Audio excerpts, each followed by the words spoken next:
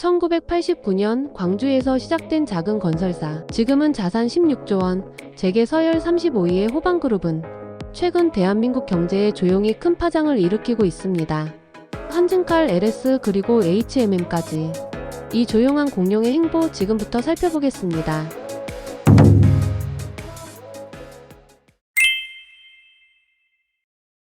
호방그룹은 1989년 광주에서 출발한 중견 건설사였습니다. 그럼 그들이 어떻게 자산 10조 원대의 기업으로 성장할 수 있었을까요? 비결은 두 가지였습니다. 첫째, 무차입 경영이라는 원칙입니다. 호방건설은 90% 이상 선판매 원칙을 고수하며 부채 비율을 20% 미만으로 유지해왔습니다. 이는 업계 평균의 절반 수준에 불과한 수치입니다. 이런 보수적 재무 전략 덕분에 2000년대 부동산 호황기를 타고 몸집을 불리면서도 2008년 금융위기나 2015년 메르스 사태, 코로나19와 같은 위기 상황에서도 흔들리지 않고 안정적 성장을 이어갈 수 있었습니다. 둘째, 비상장 중심 지배구조입니다. 호방그룹의 핵심 계열사들은 대부분 비상장 회사로 창업주 김상열 회장 일가가 100% 지분을 보유하고 있습니다. 이런 구조는 외부 주주 간섭 없이 장기적 관점에서 과감한 의사결정을 가능하게 했습니다. 현재 호방그룹은 크게 세 축으로 사업을 전개하고 있습니다. 첫 번째 축은 호방건설로 호반베르디움 브랜드 아파트를 통해 전국 주택 분양 시장에서 강세를 보이고 있습니다. 두 번째 축은 호반산업으로 토목과 인프라 개발, 그리고 2021년 인수한 대한전선을 통해 전력 케이블 사업을 담당하고 있죠. 세 번째 축은 호반호텔 엘리조트와 호반프라퍼티를 통한 레저와 부동산 임대 사업입니다. 여기서 눈여겨볼 점은 호방그룹이 최근 몇 년간 에너지와 미디어 산업으로도 사업 영역을 확장하고 있다는 것입니다. 2019년에는 서울신문 지분 인수를 통해 언론계에 진출했고, 호반산업을 통해 태양광과 풍력 발전 사업에도 발을 들였습니다. 다양한 포트폴리오를 구축함으로써 건설 경기 변동에 대비하는 전략을 취하고 있는 것이죠. 호방그룹은 안정적인 재무구조를 바탕으로 다양한 인수합병을 시도해왔습니다. 그 중에서도 가장 화제가 된 것은 대한항공 모회사인 한진칼 지분 인수입니다. 호방그룹은 2022년부터 한진칼 지분을 공격적으로 사들여 현재 18.46%의 지분을 확보했습니다. 이는 조원태 회장 일가 및 대한항공 사호회가 보유한 20.13%와 불과 1.7%포인트 차이에 불과합니다. 호반은 어떻게 이 정도의 지분을 확보하게 되었을까요? 먼저 2022년 한진그룹 경영권 분쟁의 주역이었던 사모펀드 KCGI의 지분을 인수했습니다. 이어 2023년에는 해운사 페노션이 보유하던 5.85% 지분을 추가로 매입했고, 최근까지 지분을 꾸준히 늘렸습니다. 현재 한진칼의 지분 구조는 조원태 회장과 특수관계인이 20.13%, 호방그룹이 18.46%, 델타항공이 14.90%, 그리고 산업은행이 10.58%를 보유하고 있습니다. 델타항공과 산업은행은 조원태 회장의 우호 지분으로 분류되어 당장은 조원태 회장의 경영권이 위협받지 않는 상황입니다. 하지만 호방그룹의 이러한 행보가 단순 투자인지 경영 참여를 위한 전략적 포석인지에 대한 의문이 제기되고 있습니다. 호방그룹은 단순 투자라고 설명하고 있지만 시장에서는 단순 투자라면 20%에 가까운 지분을 확보하는 것은 이례적이라는 시각이 지배적입니다. 특히 주목할 점은 산업은행의 역할입니다. 산업은행은 2020년 대한항공의 아시아나항공 인수를 지원하기 위해 한진칼에 8천억 원을 투자했고, 현재는 조원태 회장의 우군으로 분류됩니다. 하지만 합병 작업이 마무리된 이후에는 산업은행이 보유한 10.58%의 지분을 매각할 가능성이 높습니다. 이때 호방그룹이 산업은행의 지분까지 인수한다면 조원태 회장의 지분을 넘어서게 됩니다. 호방그룹은 현재 1.3조 원의 현금성 자산 및 단기금융상품을 보유하고 있어 필요시 추가 지분 매입도 가능한 상황입니다. 이는 장기적으로 한진칼 경영권 구도에 변화를 줄 수 있는 중요한 변수입니다. 호방그룹의 또 다른 중요한 인수합병은 2021년 대한전선 인수입니다. 호방그룹은 약 2,518억 원을 투자해 IMM 프라이빗 에쿼티가 보유한 대한전선 지분 40%를 인수했고, 이후 채권단 지분까지 확보하여 과반 지분을 확보했습니다. 국내 전선 시장은 LS전선이 1위, 대한전선이 2위를 차지하고 있습니다. LS전선은 2024년 매출 6조 6,214억 원을 기록했으며 초고압 케이블과 해저 케이블 분야에서 세계적인 기술력을 보유하고 있습니다. 대한전선은 호방그룹 인수 후 2024년 매출 3조 2,913억 원을 달성하며 전년 대비 16% 성장했습니다. 두 회사는 국내외 대형 프로젝트 수주를 놓고 치열한 경쟁을 벌이고 있습니다. 특히 중동과 미국 시장에서의 경쟁이 두드러집니다. 대한전선은 2024년 11월 미국에서 7,200억 원 규모의 초고압 전력 케이블 공급 계약을 체결했고 2025년 1월에는 영국 시장에도 진출했습니다. LS전선 역시 미국 노스캐롤라이나에 해저 케이블 공장을 건설하는 등 북미 시장 공략에 나섰습니다. 2019년에 시작된 LS전선과 대한전선 간의 특허 침해 소송은 현재까지도 치열하게 진행 중입니다. 단순한 기술 분쟁을 넘어 전력 케이블 시장의 주도권을 둘러싼 양사의 전략적 대결로 해석되고 있습니다.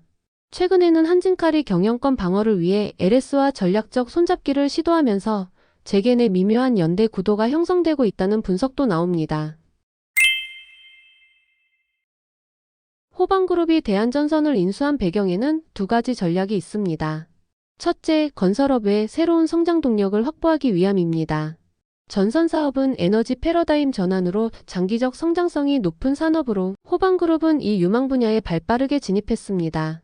둘째, 그룹 승계구도 강화입니다. 호방그룹은 장남 김대현 사장에게는 건설, 차남 김민성 전무에게는 산업부문을 맡기는 형제 경영 구도를 구상하고 있습니다. 호방그룹의 사업 확장은 탈건설 빅픽처의 일환으로 볼 수 있습니다. 건설업의 불확실성이 커지는 상황에서 에너지, 미디어, 항공 등 다양한 산업으로 포트폴리오를 다변화하는 전략을 취하고 있는 것입니다. 특히 주목할 점은 호방그룹의 현금 동원력입니다. 무차입 경영으로 다져진 견고한 재무구조는 과감한 인수합병을 가능하게 하는 원동력이 되고 있습니다. 대한전선을 인수한 후 해외 수주를 확대하고 한진칼 지분을 꾸준히 늘리는 행보는 이러한 현금 동원력이 있기에 가능했습니다. 또한 비상장 중심의 지배구조는 외부 투자자의 간섭 없이 장기적 관점에서 의사결정을 할 수 있게 해주었습니다. 하지만 이러한 전략에는 위험도 따릅니다. 급격한 사업 다각화는 기존 핵심 역량이 분산될 수 있고 항공이나 언론과 같은 생소한 산업에 진출하면서 경영 노하우 부족 문제에 직면할 수도 있습니다. 또한 비상장 구조는 불투명한 지배구조와 사익 편취 논란을 야기할 가능성도 있습니다. 호방그룹은 기업 연고지와 창업주의 인맥을 통해 정치권 및 정책금융기관과 미묘한 연결고리를 형성하고 있습니다. 김상열 회장은 전남 출신으로 호남 지역에 깊은 기반을 다졌고 이 때문에 더불어민주당 등 호남에 지지 기반을 둔 정치 세력과 가까운 사이라는 평가가 많습니다. 실제로 김 회장은 2021년 대한민국을 빛낸 호남 인상을 수상했고 광주상 공회의소 회장을 역임하며 지역 정관계와 폭넓은 네트워크를 형성해왔죠. 이러한 배경 때문에 2022년 대선 당시 이재명 민주당 후보가 당선될 경우 호남 연고기업인 호반이 수혜를 볼 것이라는 관측이 시장에 돌았습니다. 한 경제평론가는 민주당 정권이 들어서면 금호그룹이 무너진 지금 호방그룹이 호남기업 마천격으로 수혜처가 될 가능성이 있다고 분석하기도 했습니다. 물론 이재명 후보 본인은 성남시장 출신으로 TK 지역 인사이기 때문에 무조건적인 호남기업 편들기는 없을 것이라는 신중론도 있었습니다. 결과적으로 윤석열 후보가 당선되어 이러한 가정은 현실화되지 않았지만 호반의 호남 기반과 민주당계 인사들과의 친밀함은 여전히 업계에서 회자됩니다. 한 가지 흥미로운 점은 2021년 성남시 대장동 개발 특혜 의혹 수사 과정에서 위례신도시 개발 사업으로 불똥이 튀며 시공사였던 호반건설이 검찰 압수수색을 받았다는 사실입니다. 이는 이재명 당시 시장 재임기의 사업이었는데 결과적으로 별다른 혐의는 나오지 않았습니다. 그러나 이 과정에서 야권은 호반이 이재명 측과 가까운 것 아니냐는 공세를 펼치기도 했죠. 요약하자면 호반은 민주당을 위시한 호남 정치권과 유대 관계를 맺고 있어 정책적 분위기에 따른 득실을 볼 수 있는 위치에 있으며 이는 한진칼 지분 확보나 HMM 인수설 같은 최근 행보를 해석하는 데 중요한 배경이 됩니다. 호반그룹과 산업은행의 관계도 주목할 필요가 있습니다. 산업은행은 국책은행으로서 한진칼 지분 10.58%를 보유한 4대 주주이자 HMM 지분도 해양진흥공사와 합해 72% 이상을 차지하고 있는 키플레이어입니다. 호반은 산업은행이 가진 육해운 기업 지분에 모두 관심을 보이고 있습니다. 한진칼의 경우 산은은 현재 조원태 회장 측 우군으로 묶여 있어 호반과 직접적인 협력 관계는 아닙니다. 그러나 산은이 향후 한진칼 지분을 매각할 때 호반이 유력 인수자 중 하나가 될 가능성이 있습니다. HMM 민영화 이슈에서는 호반과 산은의 연대 가능성이 더 직접적으로 거론됩니다. HMM은 산은과 해진공이 오랜 기간 공적 자금으로 살려놓은 국적 해운사로 산은은 자본권 전성 부담 때문에 HMM 지분을 팔고 싶어 하지만 8조 원에 달하는 예상 매각가와 국가기관 산업이라는 특수성 때문에 외국 자본에 함부로 넘길 수 없는 딜레마에 처해 있습니다. 이런 상황에서 시장에서는 국내 기업 중 실탄이 풍부하고 과거 HMM 인수전에 간접 관여한 호반이 유력 후보라는 분석이 나오고 있습니다. 실제로 2016년 HMM 위기 시 하림그룹이 인수 의향을 내비쳤을 때 호반이 재무적 투자자로 참여 의사를 보인 전력이 있습니다. 전반적으로 산은과 호반은 공식적인 연합은 아니지만 이해관계가 맞아떨어지는 지점이 많아 향후 빅딜 국면에서 협력 파트너가 될 가능성을 배제할 수 없습니다. 만약 호반이 HMM까지 손에 넣는다면 건설, 해운, 항공을 아우르는 한국형 종합물류 그룹이 탄생하게 됩니다. 이는 과거 한진그룹이 육해공 복합운송 체제를 구축했던 것에 비견되며 호남의 한진이란 별칭까지 나올 법한 그림입니다. 그러나 현실적으로 HMM 매각은 여러 이해관계자가 얽혀 난이도가 높고 정치적 변수도 있어 달성되기 어렵다는 전망이 우세합니다. 지금까지 광주의 작은 건설사에서 출발해 다양한 산업으로 영역을 확장하고 있는 호반그룹의 이야기를 살펴봤습니다. 한진칼 지분 인수와 대한전선을 통한 전선 시장 도전은 호반그룹의 미래를 좌우할 중요한 승부수가 될 것입니다. 호반그룹의 다음 행보는 무엇일지 앞으로도 관심 있게 지켜보겠습니다. 오늘도 시청해주셔서 감사합니다. 좋아요와 구독 부탁드립니다. 이상 머선디리고였습니다.